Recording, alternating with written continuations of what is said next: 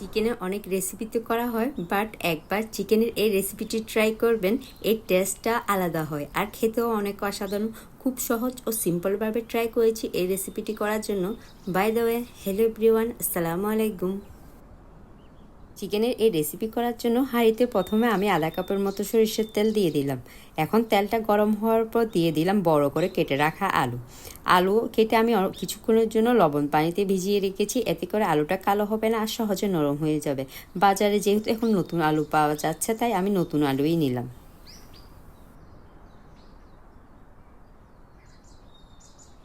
এখন আলু তেলে লাল করে ভেজে নিব, আর বেশি কড়া করে ভাজবো না, হালকা লাল হলেই হবে। আমি এখানে 1.5 কেজির মতো চিকেন নিয়ে নিয়েছি। পিসগুলো নিশ্চয়ই দেখে বুঝতে পারছেন, খুব বেশি বড়ও নয় আবার ছোটও নয়। এবার এই চিকেনটা আমি ভেজে নিব তেলের মধ্যে, যে তেলে আমরা আলুটা ভেজে নিয়েছিলাম। এবার বলি চিকেন আগে ভাজার কারণটা কি। যে তেলে চিকেনটা ভাজছি পুরো তেলটাই চিকেনে ফ্লেভার হয়ে যাবে। এরপর এ তেলে পেঁয়াজ, টমেটো যা ভাজা হোক না কেন, তার মধ্যে চিকেনের ফ্লেভারটা ইনটেক থাকবে। যেটা পেঁয়াজ ভাজার পর দিলে ততটা হবে না। দ্বিতীয়ত চিকেনও হালকা হালকা ভাজা হয়ে যাবে, চিকেনের যে কাঁচা গন্ধ তা থাকবে না, তাই খাওয়ার সময় কোনো স্মেল পাওয়া যাবে না। এখন চিকেনটা এভাবে একটা নেট দিয়ে তেল থেকে একটা বাটিতে তুলে নিব।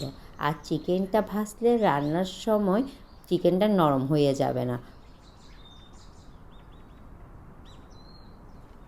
এই পর্যায়ে সেম তেলে আমি এলাচ, রসুন আর লং অ্যাড করলাম, সাথে অ্যাড করলাম 1 চামচ গোটা জিরা। আর এখানে আমি 2 কাপ পেঁয়াজ একদম মিহি কুচি করে নিয়েছিলাম। এখন পেঁয়াজটা অ্যাড করব।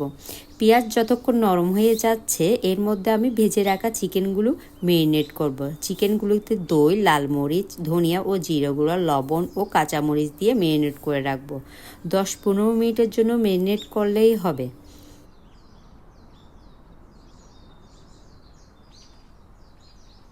এরই মধ্যে পেঁয়াজটাও নরম হয়ে গেছে। এখন এর সাথে আমি অ্যাড করব আদা রসুন বাটা। আদা রসুন বাটা দিয়ে কিছুক্ষণ ভেজে নিব। এখন অ্যাড করব হলুদ গুঁড়ো। হলুদ গুঁড়োটা এই পর্যায়ে অ্যাড করার পরে কালারটা অনেক সুন্দর আসে।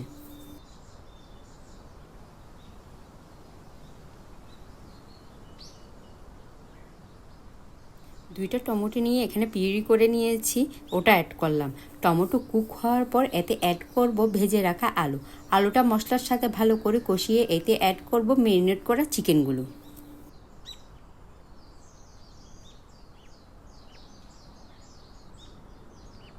এখন আলু আর চিকেনটা ভালো করে মশলার সাথে 5 মিনিটের জন্য ভেজে নিতে হবে।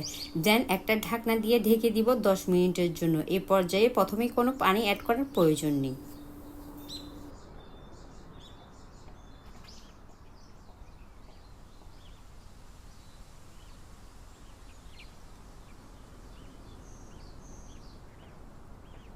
দশ মিনিট পর ঢাকনা তুলে দেখবেন যে চিকেন থেকে অনেকটা পানি বের হয়েছে। এখন এর সাথে আরও 1 কাপ পরিমাণ গরম পানি অ্যাড করব। চিকেনটা হালকা নেড়ে চেড়ে ঢাকনা দিয়ে ঢেকে রাখবো যতক্ষণ পর্যন্ত না আলুটা নরম হয়ে যাচ্ছে। আলুটা নরম হওয়ার ফাঁকে চিকেনটাও ভালো করে কুক হয়ে যাবে। নতুন আলু নরম হতে তেমন সময় লাগে না। আমি যেহেতু বড় টুকরো করে নিয়েছিলাম, আমার 20 মিনিটের মতো সময় লেগেছে। আর চিকেনটাও ভালো করে সিদ্ধ হয়ে গিয়েছে। এখন ঢাকনা তুলে অ্যাড করলাম কিছুটা ধনেপাতা। সাদা ভাত, রুটি অথবা পরোটার সাথে এই চিকেনটা খেতে এক কথায় অসাধারণ। ট্রাই করে দেখবেন। আর নতুন নতুন রেসিপি পেতে আমার চ্যানেলটি সাবস্ক্রাইব করবেন। ভিডিওতে লাইক, শেয়ার অ্যান্ড কমেন্ট করবেন। সবাই অনেক ভালো থাকবেন। আল্লাহ হাফেজ।